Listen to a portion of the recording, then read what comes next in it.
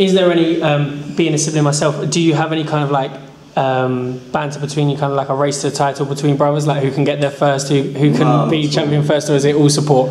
I would prefer my brother to get the championship first because he's been, one, in the game longer, and two, he's a bit further down his professional career than I am. Like he said, he did, in my opinion, win the Southern Area title the first time round.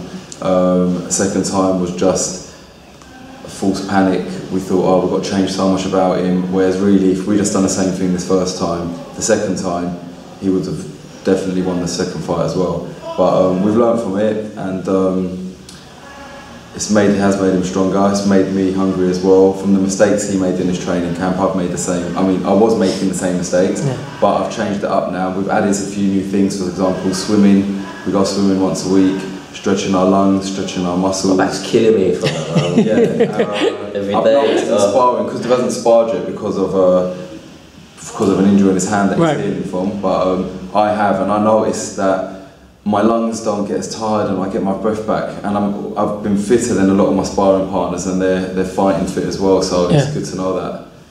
So, because obviously it's not common to have two brothers in the exact same profession, both at quite a high level. Do you rely on each other a lot? Kind of, open up the world of brothers in boxing. Do you rely on each other a lot of support? Is that one of your main? Yeah, we do. That happens naturally. I mean, like if I'm having a bad night and like just after the last fight, you're up and down with your emotions. My brother's the first person I call for comfort. Really, we live together, we train together, we eat together, we cook together.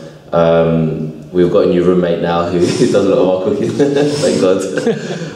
Bless him. And he cleans. Yeah, and he cleans. We have to eat 6 times a day, so it's not easy. No. But like we do. I think it's because we're so close together. All we do is rely on each other for that. And times do get hard. We're in the toughest sport in the world, and I don't care what anyone says. If you don't think it's the toughest sport in the world, come and train with us for one day, and I think we'll prove to you that it is.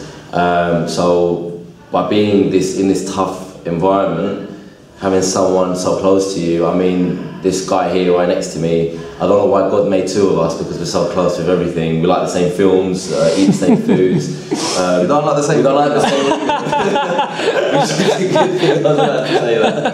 We don't like the same women, so don't worry, ladies. We're fine. What's that? Yeah, we're single too. There you go.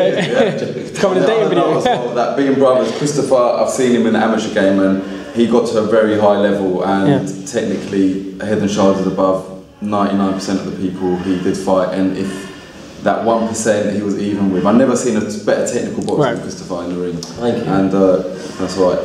So I rely on his advice when it comes to technical ability. Am I throwing that punch right? Am I doing that? With me, my nature of my job is I've been a mentor for 6 years, and I work with youth, and my job is to pick them up when they're down and motivate them and find out what do you want to do with your life, and let's go towards it, and let's target and let's set that, and constantly just basically support them. And that's where I think my skills come in the side of the team with Christopher, that when he's feeling a bit down, a bit rough, or he's unsure what's going to happen, I've learned that from my job working with so many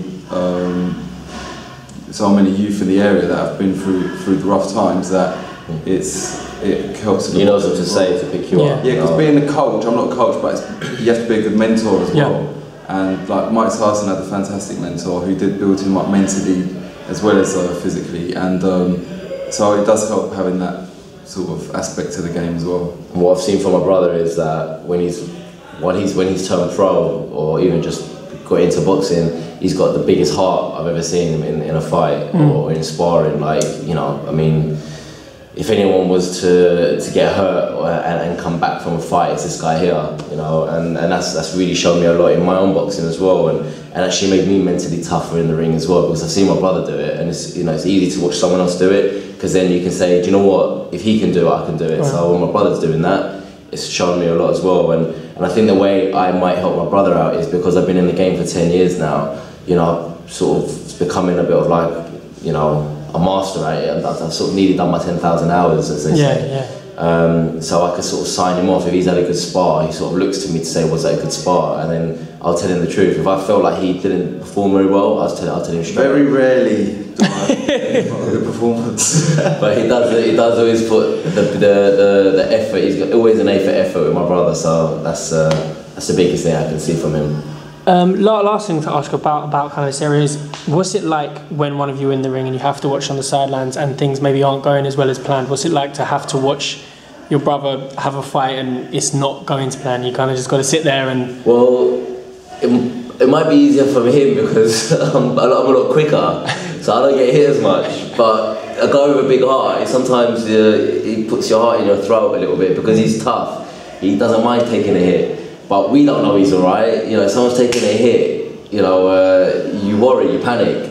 Even though he's got it always under wraps, he's cool, he knows what he's doing. But it's the worst thing in the world watching your brother fight sometimes because you're not in the ring, you're not in control. When I fight personally, I lose the nerves when the bell goes. Like, as soon as I walk to the ring, I love that moment. I walk into the ring, I'm ready, I step through the ropes, and I'm there, I'm ready to fight. I can't think about it anymore. And I'm a little bit out of breath to be nervous. My brother, my nerves don't stop until the last bell was gone. I was like, oh, he's knocked them out, and that's it really, you know. But it's the biggest worry in the world. It's my blood, it's my flesh and blood in the ring, you know. How's it feel? Yeah, it's the same. It's just you're not in control of it, so you... Do you worry when I'm in the ring? Not all the time. As soon as with my brother, if the first round goes well, I start to relax more, and I know he's got the ability to beat everyone he's been in the ring with, and then I start to... I never enjoy fights. I want the fight finished, but yeah, it's more nerve-wracking watching than doing, because there's so much going on when you're doing it. You don't have time to think about it. Well, you seem pretty humble. I'm going to have to put you on the spot, and I'm sure you're both going to give the gentleman's answer. Who would win in a fight between the two of you?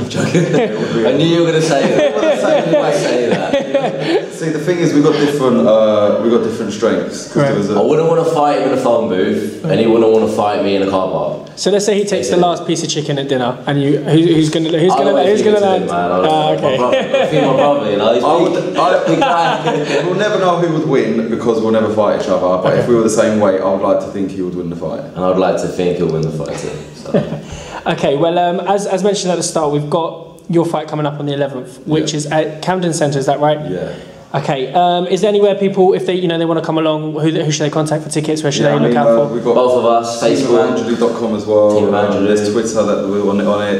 Instagram's a bit hard to message each other, but Facebook. If you find us on Facebook, Andreas Evangelou, Chris the Flash Evangelou, add us as friends and message us. There's also Paul Shattock, who does a lot of work for us. And big up Paul. Does so much for us. And basically anyone connected to us. If you go to my list on Facebook and you see my family and my friends, like brothers and sisters, everyone helps us. So where's the fight, King's Cross? It's in opposite King's Cross station. Yeah.